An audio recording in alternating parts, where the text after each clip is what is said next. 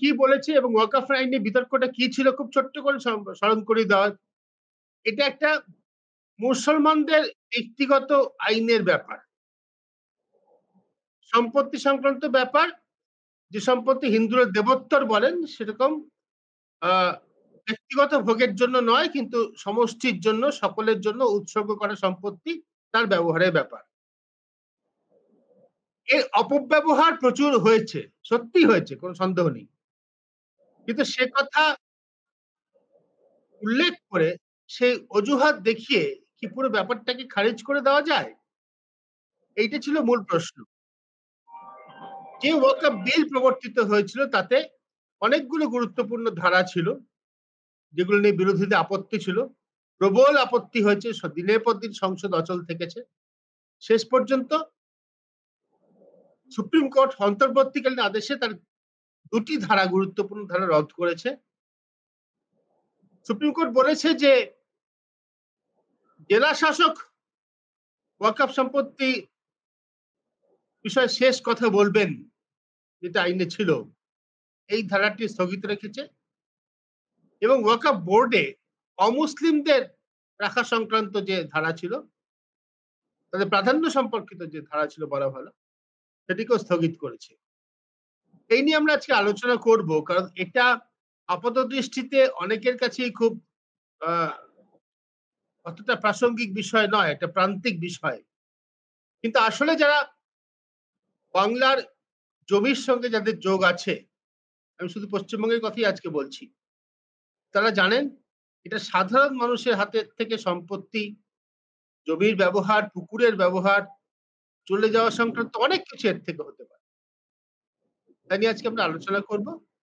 ওয়াকফ আইনে কিছু ধারা যে সুপ্রিম কোর্ট রদ করেছে গতকাল, তাই নিয়ে আমাদের সঙ্গে ইতিমধ্যেই রয়েছেন পশ্চিমবঙ্গ সরকারের প্রাক্তন বিশেষ সচিব, মাদ্রাসা দপ্তরের অধিকর্তা আবিদ হোসেন সাহেব।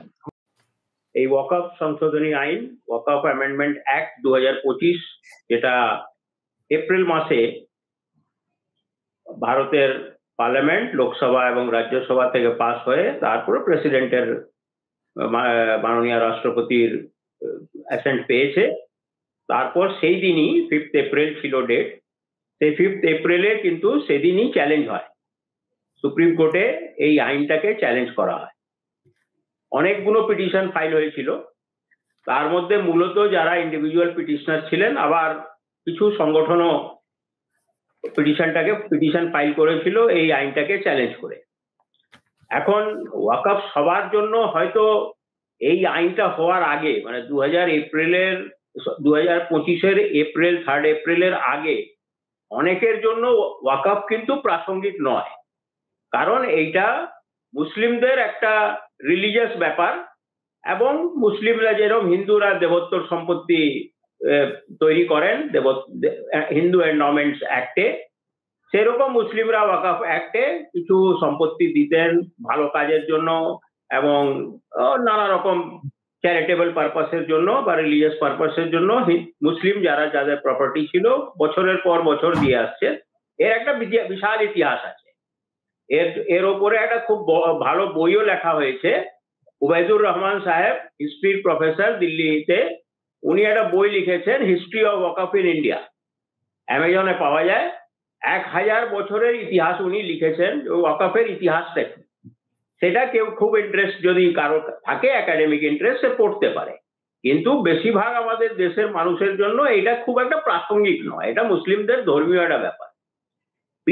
বেশ যেটা সব থেকে ইম্পর্টেন্ট পয়েন্ট ছিল যে গভর্নমেন্ট যখন এই আইনটা নিয়ে আসে, সেন্ট্রাল গভর্নমেন্ট পার্লামেন্টে, তখন বলেছে এটা ধর্মীয় ব্যাপার নয়, এইটা হচ্ছে সম্পত্তির ব্যাপার। র্যাম্পেন্ট এনক্রোচমেন্ট হয়ে যাচ্ছে, দখল হয়ে যাচ্ছে, এইসব কথা বলে, এবং এই রিফর্মটা আনার জন্য, সম্পত্তিতে এই রিফর্ম আনার জন্য, সম্পত্তির ব্যবহার আনার জন্য কিন্তু এই আইনটা আনা হচ্ছে। এটা গভর্নমেন্টের যুক্তি ছিল, কিন্তু এটা তা নয়। এইখানেই বেসিক তফাৎটা এইখানেই হচ্ছে। এইটা হচ্ছে কিন্তু এটা রিলিজিয়াস ব্যাপার। ওয়াকফ পুরোপুরি মুসলিমদের রিলিজিয়াস ব্যাপার, যেরকম দেবোত্তর হচ্ছে হিন্দুদের রিলিজিয়াস ব্যাপার, খ্রিস্টানদের নিজস্ব আছে, শিখদের আছে। সেই জন্য বেসিক প্রেমাইস এইটাই ছিল যেখানে চ্যালেঞ্জ হয়েছে। তারপর নানা রকম প্রভিশন যেটা খুব কন্ট্রোভার্সিয়াল ছিল, সেই কন্ট্রোভার্সি গুলোকে চ্যালেঞ্জ করা হয়েছে। অনেক পিটিশন ছিল, শেষে তো আগে চিফ জাস্টিস যিনি ছিলেন সঞ্জীব খান্না, উনি বলেছিলেন যে আরো পিটিশন ফাইল করার দরকার নেই। তারপর অনেকগুলো পিটিশন আর অ্যাকসেপ্টেড হয়নি, কিন্তু মূলত যে পিটিশন গুলো ফাইল হয়েছে অনেকগুলো প্রভিশন চ্যালেঞ্জ হয়েছে। মূলত পুরো আইনটাকেই চ্যালেঞ্জ হয়েছে, কিন্তু বিশেষ করে কিছু প্রভিশন।